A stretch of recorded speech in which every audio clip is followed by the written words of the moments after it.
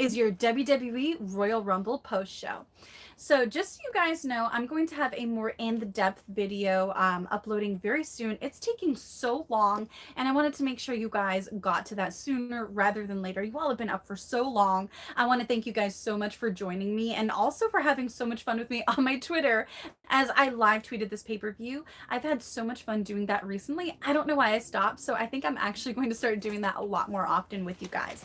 All right, so my camera lighting is really wonky. I do not know what this is. But anyway, thank you guys so much for joining me. So we had a very interesting pay-per-view, and I'm going to press pause, halt, and stop with the drama. You guys can save the whole, oh, it was predictable, dumpster fire. We're going to keep it a little bit positive because I already know more than most that wrestling Twitter can be very, very negative, very toxic.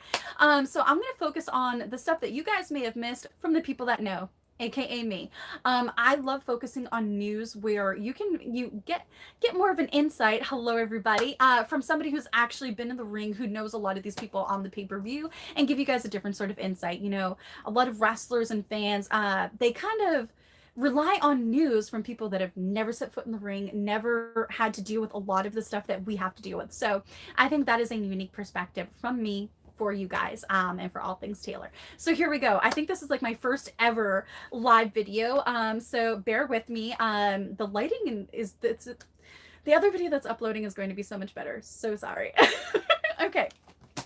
To start off the show, we had a really, really fun, like this match was a whole vibe in and of itself. And I believe I did say that on my YouTube channel, so there is a lot of continuity there. This could, honestly, it kind of should have been the main event in hindsight, but this was such a great way to kick off this show. The whole time during the Royal Rumble, I honestly kept asking myself, I was like, what year is this? Because a lot of the really awesome stuff on this pay-per-view was from people that have been in the WWE and left, or have been in the WWE for so long. It was kind of like seeing your childhood all over again. And St. Louis, you guys were such gems. They were so on point and such a great energy. I hope we never lose live crowds ever again. Ever again.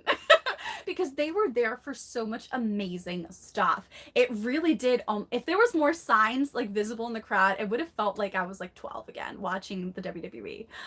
So awesome. All right, so we had Roman Reigns putting his Universal title on the line against someone who knows him perhaps more than almost anybody, Seth Rollins. All right, guys, this was an awesome match. I think this was the best thing on the entire pay-per-view. It kicked off the show. And as you guys may or may not know, I've said this before on my YouTube channel. I will continue to say it. I stand by it, and I will say it again and again. If you can't be the main event, being the opener is the next best spot on the card. And the reason why is because the crowd is so hot. They're excited. They're jazzed up. They're ready to go. They're super stoked to be at the event. They paid their hard-earned money to be there. They haven't seen anything yet. So nothing's old. Everything's new. Nothing's overdone. And you set the tone for the rest of the show. And if your producers and stuff are doing their job right, the opener throughout the whole show tells a story that all builds up to the main event. You know, a lot of people talk about in-ring psychology. Well, there's also psychology when putting a card together and what it looks like to bring the overall vibe for the event. And I don't think enough is talked about that, but that's a thing. That is legit a thing. And this did that. This was so well. I gave it an A-. Honestly, a lot of people were really bothered that Roman Reigns and Seth Rollins ended in a DQ, courtesy of Rollins, which made Seth win, but he didn't win clean. I actually liked it because I knew and I understood that they were going to be building to something else, something bigger, and they were in Brock and Bobby, and going forward on the road to WrestleMania, aka pointing at the sign season, which we'll get into a little bit later. Overall, I really, really, really enjoyed this match. Really cool throwback and kind of paying homage to Shield. Super cool. If you guys were following me while I was live tweeting on Twitter, it was like, oh, you know, you didn't quite, like, I couldn't quite decide, like, because, you know, Seth Rollins is so good at being that heel that you just want to hate. But then he was also doing a really good job at being kind of sort of a baby face in this match. So it was kind of like, which one do I want more? But it was overall very, very cool. A-. All right, next we had the Women's Royal Rumble. Now, when I was asking you guys a lot of information in the weeks leading up to the Royal Rumble, I asked you guys who are your picks to win the Men and Women's Royal Rumble? What was your favorite Royal Rumble of all time? And then obviously who is excited for the upcoming Royal Rumble?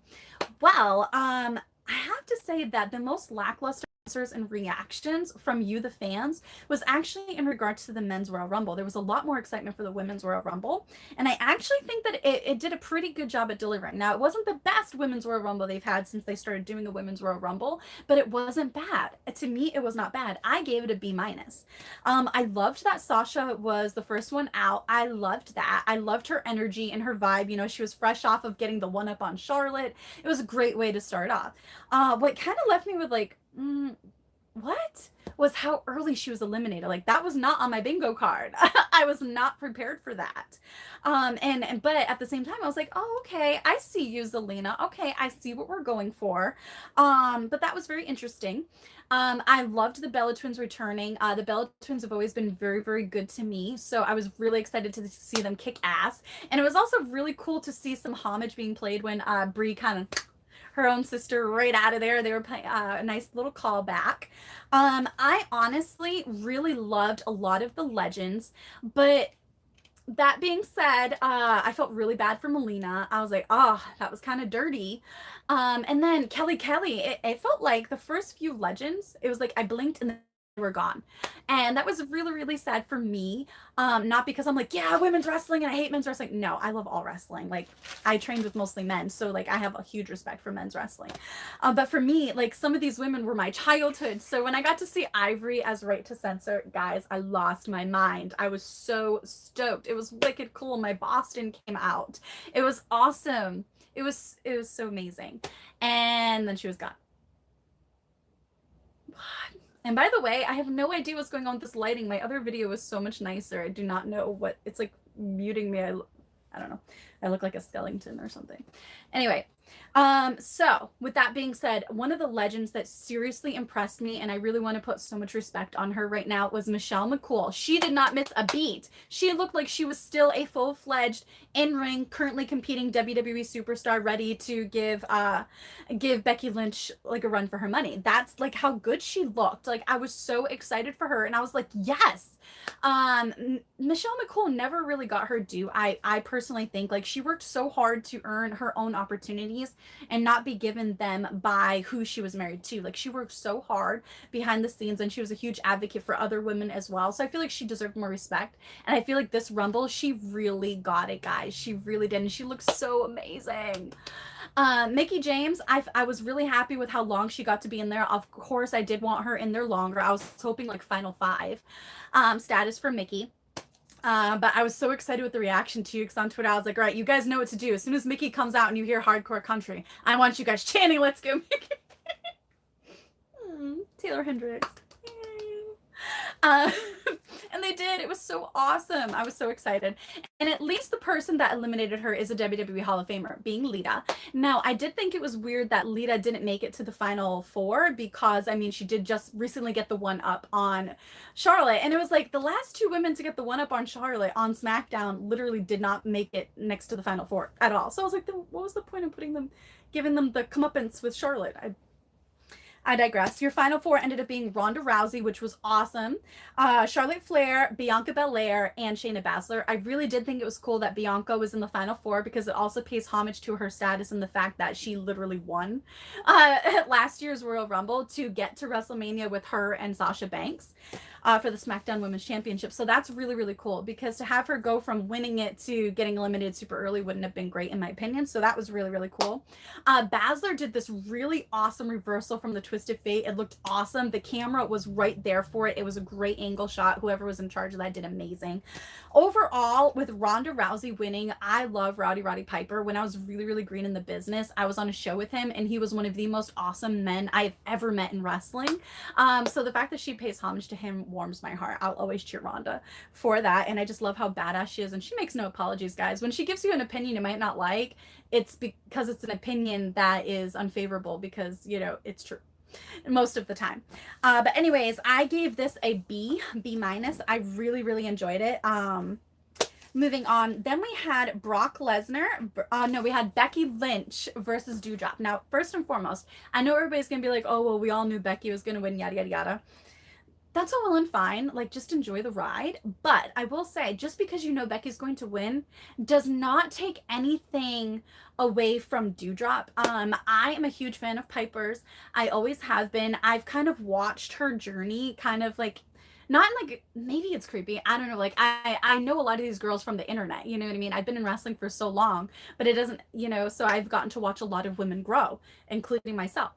So I've watched her bust her so hard all across the independents in Europe and at NXT UK and then finally on the main roster for WWE. So this was a huge moment for her. So in my opinion, that's not something that you can take away. Just respect that. It was not easy for her. Not easy. I mean, it's not necessarily easy for most people, but it wasn't easy for her. She had to prove herself 10 times harder than a lot of people think. And so I will always cheer her for that. And she's always been real.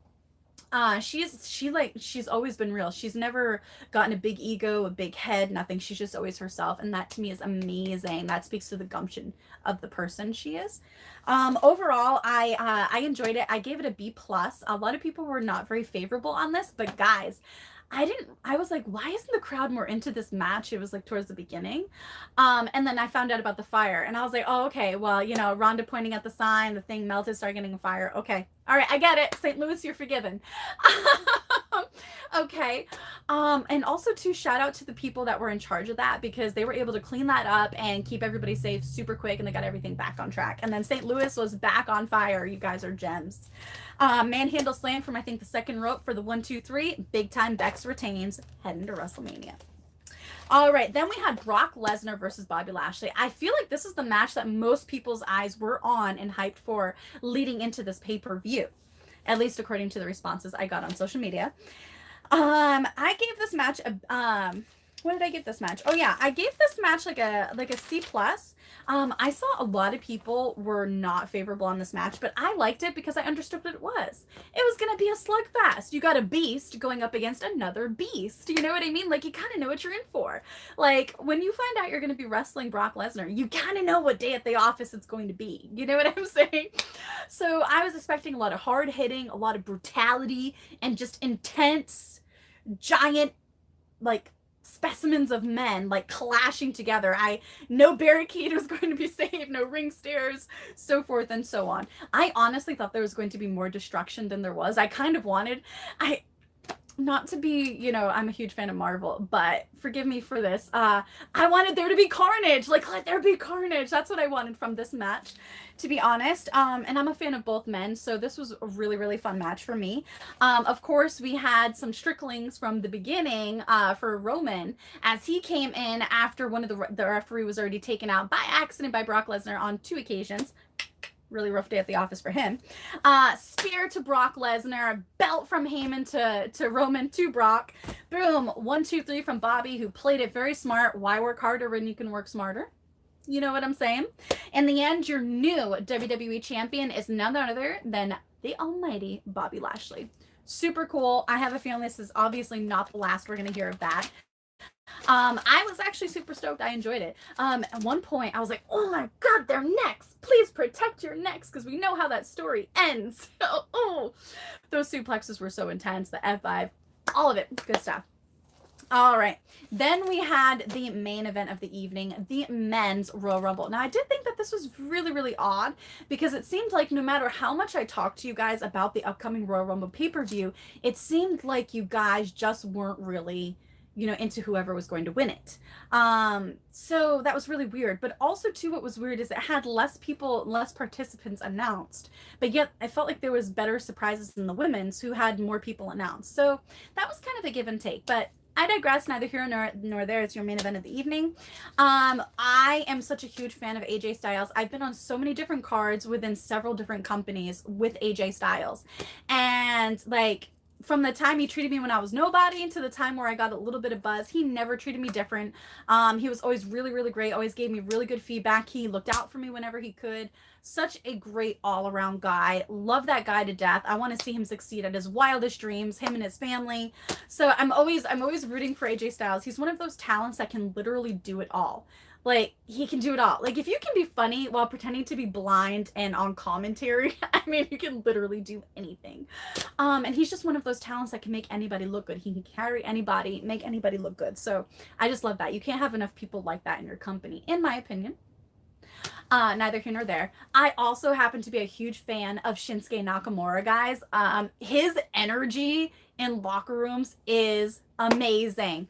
Like, who you see him as a babyface on camera is literally like his real personality backstage. He's very, very funny, very jovial, loves wrestling, such a great guy.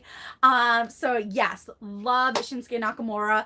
I was really, really happy that they got some actual time in the men's Royal Rumble, because I was a little concerned with how early they got out there. I was like, oh no, AJ. I was like, please pull a Shawn Michaels, please pull a Shawn Michaels, please pull a Shawn Michaels. But I will say this. Who else, show of hands, and this is kind of fun doing this live. This is like my first ever live video. Who misses that old school entrance of Rey Mysterio? Like, show of hands, because I seriously missed that. I really wanted that. I think St. Louis would have popped the roof off of the house if you would have seen Rey Mysterio go up from understage. Who's that jumping up the sky? Rey Mysterio. Who else, seriously, because I posted that gif on my Twitter, and I almost put, I can hear this gif. And when I put it out there, so many people responded with that opening line of his music, and I was like, this is so awesome. The other thing that I really thought was awesome was Bad Bunny coming in at number 7, guys. Okay, I'm a huge fan of Jackass and Johnny Knoxville. Like, I have a really funny story about making my parents watch that this past summer. Oh my gosh, guys, that's another story in and of itself. I love Jackass. And I thought Johnny Knoxville did great. The thing is he didn't have as much as I think people expected, and Bad Bunny had a lot more stuff. And when you have a lot more spots, there's a lot more possibility for you to potentially get stuff wrong. So it was really, really cool to see him excel. He didn't look like somebody else from a different industry coming in to play wrestler. Like, he actually looked like he belonged, and that was so awesome. He excelled. He executed. It was amazing. It was so cool. I was all for this. And I actually just talked about him on my podcast, because he sold out some concerts with like over 26 different locations globally. It was insane. So kudos for him. He is such a talent, such a success. Like, I'm really, really happy to see that. I thought he did some great stuff. St. Louis was so hot for the Viper coming home, Randy Orton. Boy, were they mad when he got eliminated by Brock Lesnar. That reaction was awesome.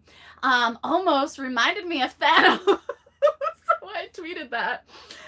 It popped me. I think I'm funny. And it was really, really cool. I like how they eliminated. I like how AJ Styles had to like tip the scale, so to speak. It was very, very interesting. I thought the cameras were really on point. They didn't do too many cuts that kind of make you feel like you're going to be sick. I thought they were just really on point tonight. Obviously, Brock came in at number 30, and I just didn't think this was the moment for Drew McIntyre. I was like, if you're going to do the match the way they did Brock versus Lashley, then to have Brock come into this and not win was going to be kind of silly. And then it was like a DQ for no reason. So I think Brock needed to win this, but I don't think that this is the end for Drew McIntyre, though. There's a lot of potential that's still there. I really did want to see Kofi and Big E go farther than they did. But, you know, sometimes things go wrong, but that does not mean that Kofi Kingston is not amazingly talented. I've met him so many times. He is one of the single most athletic stars that they have on the roster to date. I say it, I stand by it. And I know that this isn't going to be the last for him either. There is going to be plenty of amazing things for him in the future. And then for Big E, I want to see this storyline of him fighting his way back up. I think that would be a really great underdog story, because you don't necessarily look at Big E and think underdog, right? So I think, you know, I had it all. I was on top of the world. And then for some circumstance that were out of my control, I lost it. Well, I'm bigger now. I'm better now. I'm smarter now. And I'm going to get that back. And I'm going to be bigger and better than ever. And when I'm on top of that mountain, oh, the view is going to be so great. And nobody is going to take that from me again. I want to see something like that for Big E. You know, just think of the promos and the charisma that can be put into that. And this is just me on the fly here, but I want to see that because then you're going to want to see who ends up being the person to end up taking it away way farther down the line. I think that there's a lot of potential for a lot of really good storytelling there. But, you know, we're early on the road to WrestleMania. So, you know, that's neither here nor there. And I think I remember the match that I forgot that I have written down here as a C plus. And so I gave the Men's Royal Rumble a C minus, and I'm sorry that I fudged my notes over here. C plus I gave for the It couple versus the Grit couple. That is the one that I accidentally skipped before the main event. I thought this was exactly what it needed to be. It was a breakup from, you know, to give you more, you know, theatrical drama. You know, it was fair. I think that Maurice played her stuff well. I think the ending was perfect. I think, you know, everybody wanted to see the Glamazon be the Glamazon. You got a little bit of everything that you wanted, and I think now Edge can somewhat move on. And I'm hoping it's Edge versus AJ Styles. That's just me personally. And so I thought overall that was a C plus. You know, you weren't going to expect WrestleMania out of that match, but you had The Miz doing what he does best, talking and selling so freaking well. He doesn't have to do anything and he gets booed. That's money.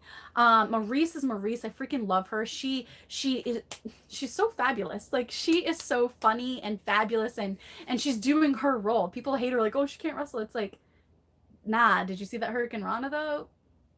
Like she did a lot of really good things well. The Glamazon always does everything well. Like, she was such a huge inspiration hearing all these stories when I was at OVW, knowing that she was at OVW at one point and how she was like this locker room leader and stuff. It was so great. So for me, I had everything that I wanted out of that match. Honestly, it didn't go home too soon. It didn't drag on. It was exactly what you needed from that match to kind of break up the stuff and then to head into the main event. And I think they put that there for a reason, because they thought maybe it would dip a little bit. And so you would get really, really excited for the main event. I think that was the goal, because if you have too much of this, the crowd gets too exhausted. And the last thing you want as the main event is for the crowd to be too exhausted to be into anything that you're doing. That's the worst, is the main event. So overall, I did not really buy into all the scathing remarks that people had about this pay-per-view. I kind of enjoyed it, you know, because I enjoyed everything for what it was and not, oh, what I wanted it to be, or I wish it was a different company and all this other stuff. Like, just enjoy your different flavors of ice cream, you know. I'm not going to hate you for liking mint chocolate chip when I think it's gross and it's toothpaste with little pieces of chocolate in it. Sorry, not sorry. You know, so just enjoy your vanilla with rainbow jimmies. You know, that's personally one of my favorites. You know, so I overall enjoyed it. I think my favorite though was honestly Roman versus Seth was probably my favorite. My second favorite was probably the Women's Royal Rumble. My third favorite would probably be Brock versus Bobby Lashley, and then I would say my fourth was probably Becky versus Doudrop, and then my fifth was probably The Miz and Maurice against Grit couple, and then the last was obviously the main event. But, you know, there wasn't anything that was like, oh, my eyes, oh! You know, it wasn't anything as dramatic. I think this is a really good stepping stone for the road to WrestleMania. It was your 34th WWE WrestleMania. And so I hope you guys really enjoyed this first ever live video. I'm sorry the lighting is so odd, but definitely check out my video that is still uploading, where I did this whole spiel for you guys in a video where the lighting actually is not making me look like I haven't slept in 25 years. I do not know what that's about. I think it's just really bad lighting. Thank you guys so much for joining me on my WWE Royal Rumble post show on my YouTube channel, All Things Taeler. I am your host, Taeler Hendrix, as you guys know, and I'm bringing you guys the news from someone that in fact does know. Talk to you guys soon, everybody.